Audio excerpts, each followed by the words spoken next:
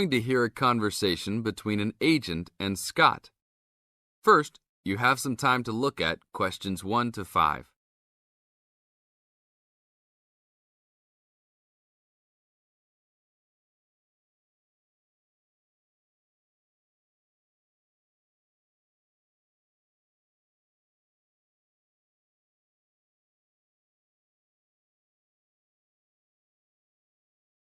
Now listen to the tape and answer the questions. Howdy, what can I do for you? I'm here to ship some things back to China. Okay, we can do that. Shipping things back, eh? Have you lived there before? Yeah, I lived there for 3 years and came back 2 years ago. Now I'm going back to start my own business. Really?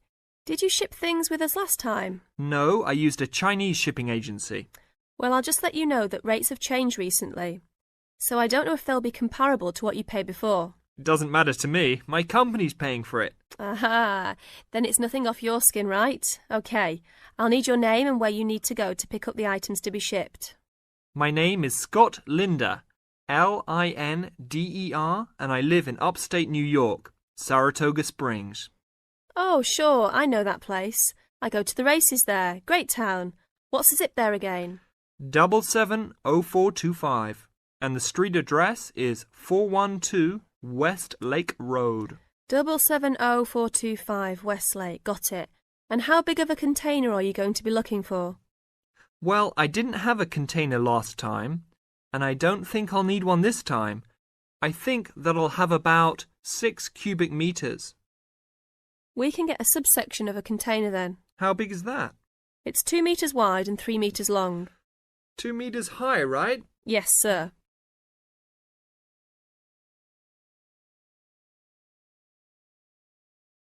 Now look at questions 6 to 10.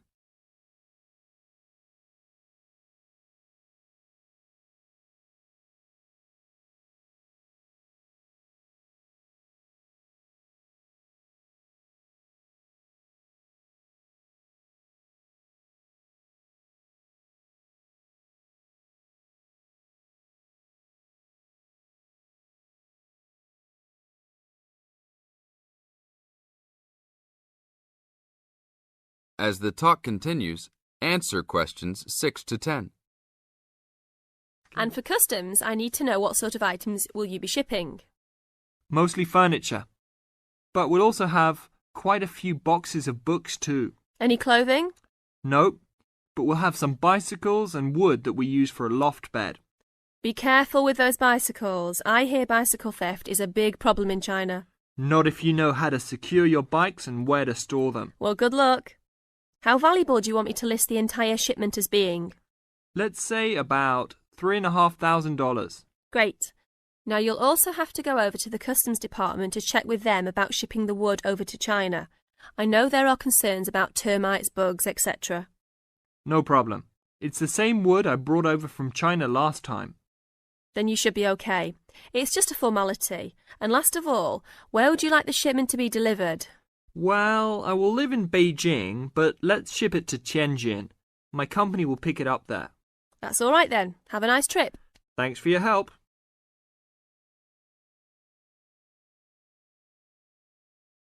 That is the end of part 1.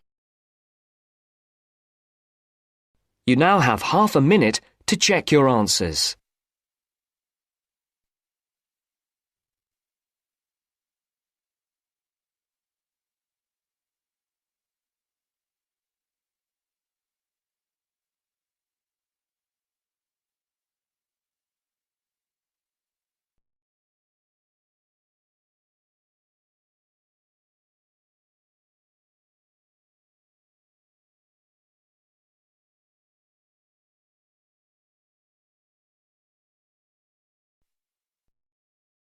Now turns to part 2. Part 2. You'll hear a man talking about living and working on Trinidad. First, you have some time to look at questions 11 to 15.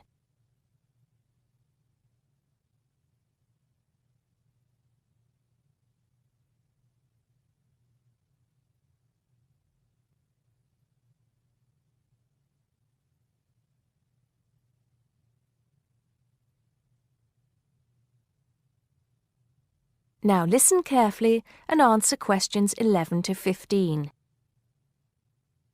Hi, I'm Steve Pinfold, and I'm here today to tell you about my gap year, which I took about 20 years ago. Unlike many students these days who go travelling or get some work experience between school and university, I decided to do something completely different after finishing my degree. I applied to work for a charity organisation. What it does is it sends people with particular skills to countries where those skills are needed. Apart from having some experience teaching English to summer school students, I didn't have any particularly useful skills, I thought, but luckily I was still accepted. I had to find the money for the flight, but you get free accommodation. I stayed with a family of 5. And you do get paid, but not much. It's a bit like pocket money, enough to get by. I worked in an orphanage and taught English at a local school. Where was I? Well, originally I was going to be sent to a village in India, but at the last minute the organisation decided to send me to Trinidad. Now, this is a fascinating place. It's an island in the Caribbean. Well, in fact, the country is actually 2 islands. The smaller one is called Tobago, which is connected somehow to the word tobacco. Anyway, there I was, a young white guy living and working on an island which is mostly a mixture of descendants from Africa and India. The Africans were originally brought over as slaves, and the Indians came later as indentured workers. That means they agreed to come for a specific time, but many of them stayed. There are also some Trinidadians of Chinese and British origin, though the native inhabitants were basically wiped out by colonialization. I myself felt completely accepted and had the time of my life. The language everyone speaks is English, so there was no problem for me there, but some concepts don't quite translate. They're pure Trinidadian. There's the term liming, for example, which means sitting around watching the world go by. Also, there's the famous carnival, when the whole island is taken up in playing mass. For a whole month, around February or March, it depends when Easter is, everyone's busy preparing costumes, practicing calypsos, soca and steel pan music, and most importantly, partying. Before you hear the rest of the talk, you have some time to look at questions 16 to 20.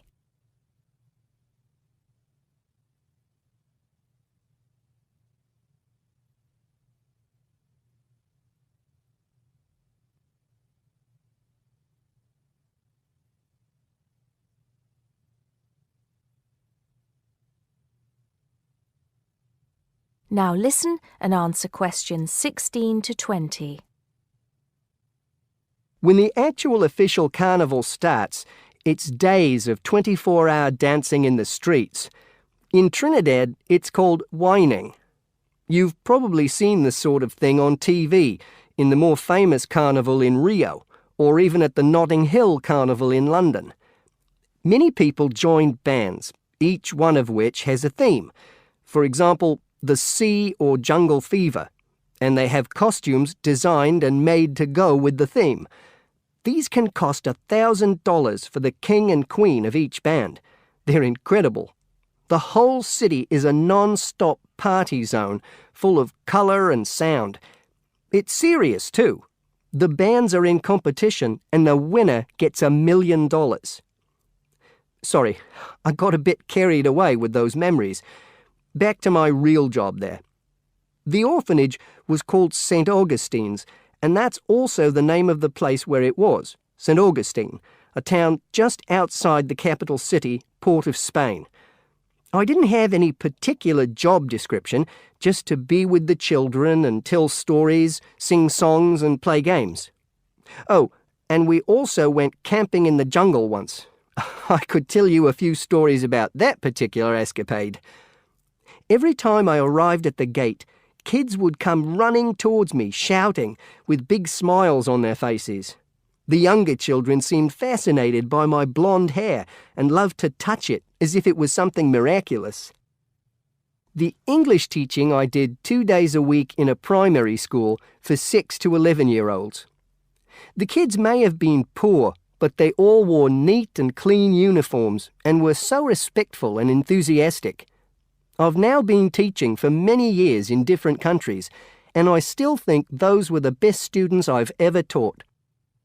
What else did I do while I was there? I swam a lot. Can you imagine what it's like swimming with dolphins and with pelicans diving into the sea right next to you? More seriously, I trained to be a Samaritan. That's someone who listens and supports people who have problems with their lives. Overall, what I took from the experience was a sense of being in another culture, or rather cultures. As humans, we all share many characteristics, but we express ourselves in various ways. In Trinidad, there are lots of different communities and religions, and so many different kinds of festival to see. Hindu, Muslim, Christian, as well as some rather mysterious African traditions. There are quite a few Rastafarians too. Trinidad is, as Americans are fond of saying of their own country, a melting pot, where everybody is greeted warmly. Go and see for yourself. I'm not sure how it's changed since I was there, but I'd love to find out. That is the end of part 2. You now have half a minute to check your answers.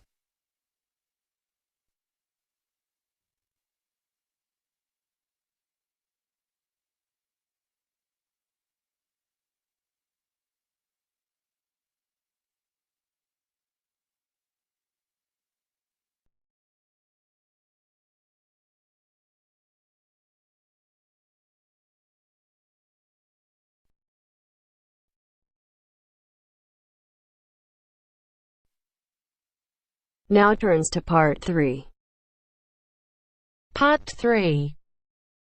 You will hear a conversation between Helen and her tutor. First, you have some time to look at questions 21 to 25.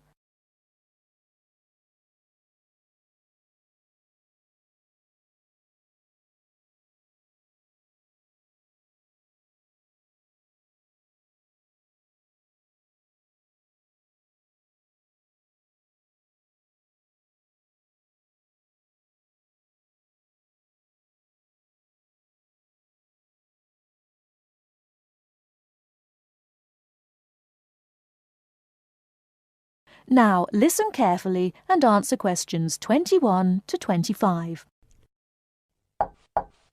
Come in. Ah, it's you, Helen. What can I do for you? Well, it's about that essay on non-verbal communication. I'd like a bit of advice, if that's all right. By all means. That's what I'm here for. How can I help you? It's about that survey you asked us to carry out about body language. Oh, yes. I asked you to investigate what sort of touching is permissible between friends of the same sex and friends of the opposite sex. That's it. And then you wanted us to go on to compare the answers we obtained from people from our own culture with the answers of people from other cultures. Well, that shouldn't be too difficult. There are students here from dozens of cultures, including Asia and the Middle East. Go and ask them. That's the problem. I'm not sure how to word the questions. Before you hear the rest of the talk, you have some time to look at questions 26 to 30.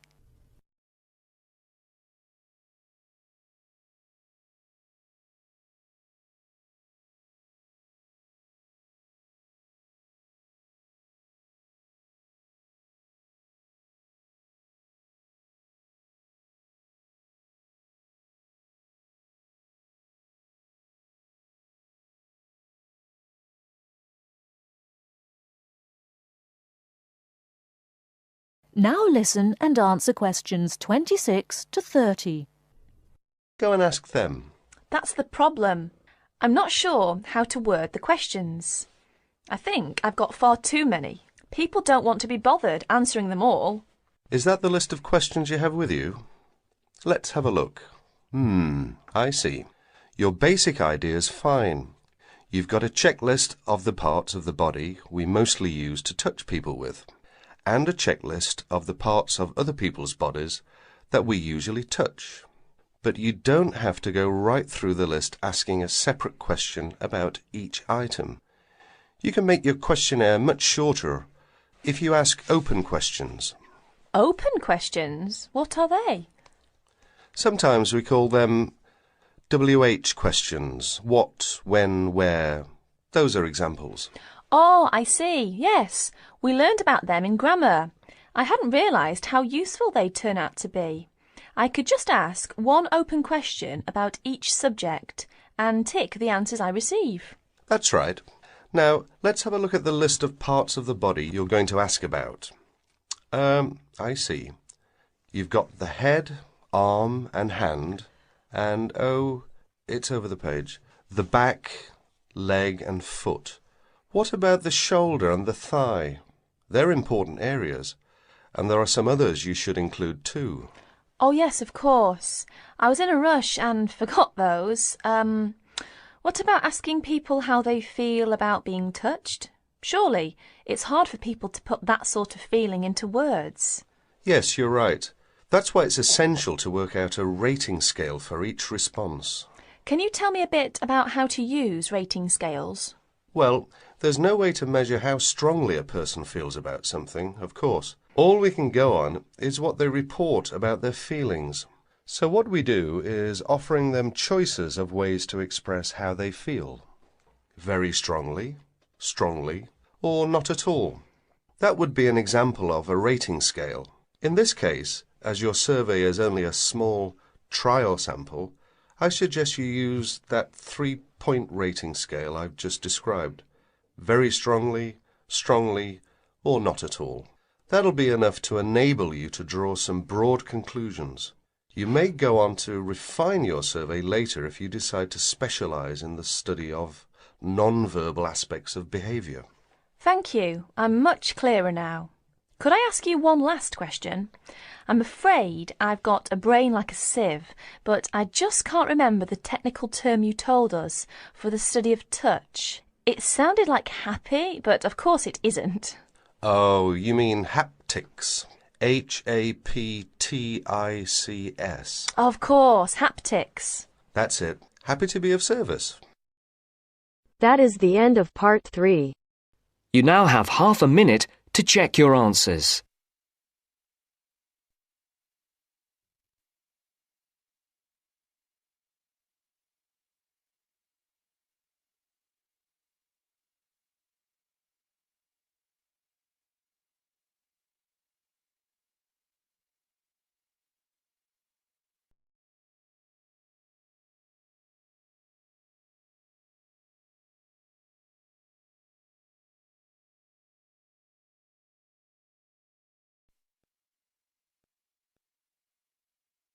Now turns to part 4.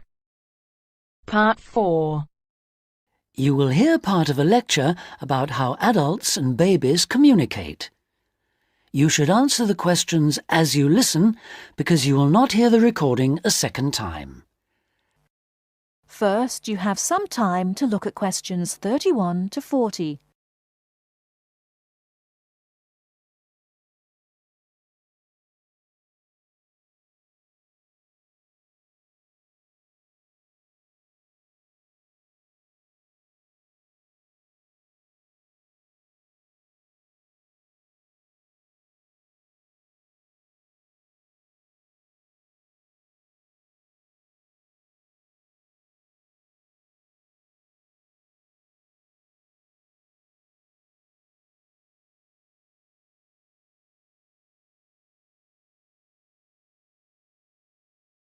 Now listen carefully and answer questions 31 to 40.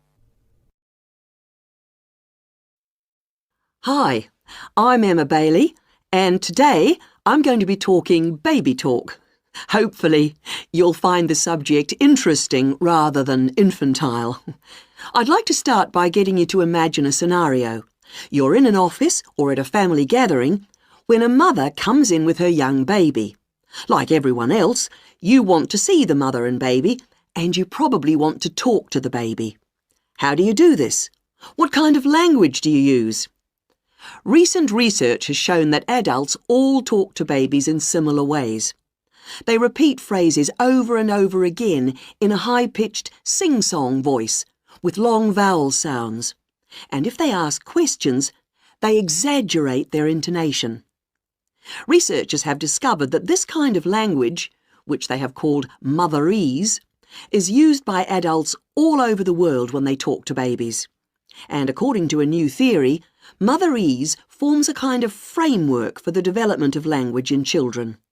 This baby talk, so the theory goes, itself originated as a response to another aspect of human evolution, walking upright. In contrast to other primates, humans give birth to babies that are relatively undeveloped. So, whereas a baby chimpanzee can hold on to its four-legged mother and ride along on her back shortly after birth, helpless human babies have to be held and carried everywhere by their upright mothers. Having to hold on to an infant constantly would have made it more difficult for the mother to gather food. In this situation, researchers suggest, human mothers began putting their babies down beside them while gathering food. To pacify an infant distressed by this separation, the mother would talk to her offspring and continue her search for food.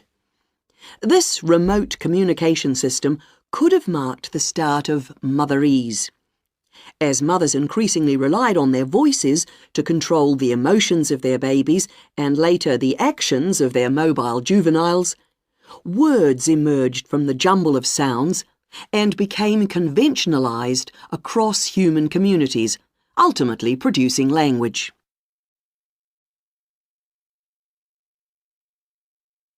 Not all anthropologists, however, accept the assumption that early human mothers put their children down when they were looking for food. They point out that even modern parents do not do this. Instead, they prefer to hold their babies in their arms or carry them around in slings. They suggest that early mothers probably made slings of some kind, both for ease of transportation and to keep their babies warm by holding them close to their bodies. If this was the case, they would not have needed to develop a way of comforting or controlling their babies from a distance. It's not only anthropologists, but also linguists who challenge this explanation for how language developed. They say that although the motherese theory may account for the development of speech, it does not explain the development of grammar. Nor, they say, does it explain how the sounds that mothers made acquired their meaning. Most experts believe that language is a relatively modern invention that appeared in the last 100,000 years or so. But if the latest theory is right, baby talk, and perhaps fully evolved language, was spoken much earlier than that. We know that humans were walking upright 1.5 million years ago. This means that mothers may have been putting their babies down at this time and communicating with them in motherese. We can be sure that this is not the end of the story, as anthropologists and linguists will continue to investigate the origins of this most human of abilities, language. That is the end of part 4. You now have half a minute to check your answers.